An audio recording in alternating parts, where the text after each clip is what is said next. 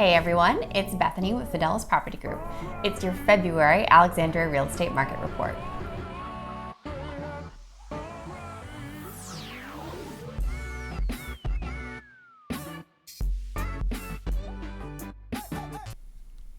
Thanks for joining me again, and if you're watching on YouTube, please hit the subscribe button to get all of our videos on housing tips for buyers and sellers and to get early access to all of these monthly market reports. If you've been watching these videos for a while, you probably know some of what I'm about to say. Housing inventory is at an all-time low. There's no stinking inventory. No one is selling. I do sound a little bit like a broken record, but let's review the numbers first. There was $149 million worth of residential real estate sold in Alexandria in the last month, and the median days on market was actually up ever so slightly to 14 days, up from 11 last month. So, woohoo, a small victory there. Although it won't change much as far as our recommended strategies for buyers. 14 days is still super competitive, and that's still down 44% from this time last year. The median sold price was up 6.9% from last year, and closed sales was actually down 9.5%, which is just reflective of how few homes there are in the market. There just isn't anything for sale. The months of supply or absorption rate is sitting at just 0.6, which if you recall, that means if no new houses came on the market after today, it would take only about 2.5 weeks for all the homes currently on the market to be sold. So yeah, I guess I'm a broken record. But today I'd actually like to talk about why, as a seller, it still is important as ever for you to market your home properly. You're probably thinking, Bethany, why bother when all the numbers are clearly in my favor, and in fact, it's predicted that inventory will continue to be low for all of 2020. Why put in any extra effort? Well, here's the reason. There's no doubt that in a tight market, your home is almost guaranteed to sell. But the main question for most sellers is, for how much will it sell?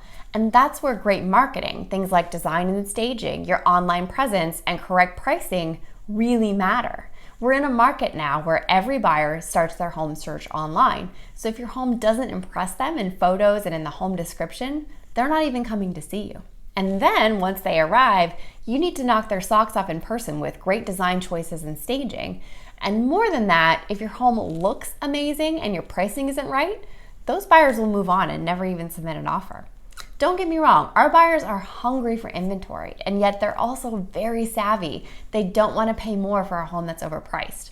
So you can see there's a complex strategy to getting your home ready to sell in a way that's going to maximize your chances at the best offer or even multiple offers.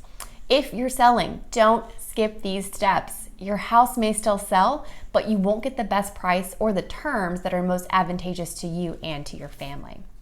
If you are looking to sell and want to talk about a unique strategy that suits your needs, reach out to me directly through our website, which I'll link to below. And if you have questions about this crazy market, leave a comment below and I'll be glad to answer. That's all for this time. See you next week.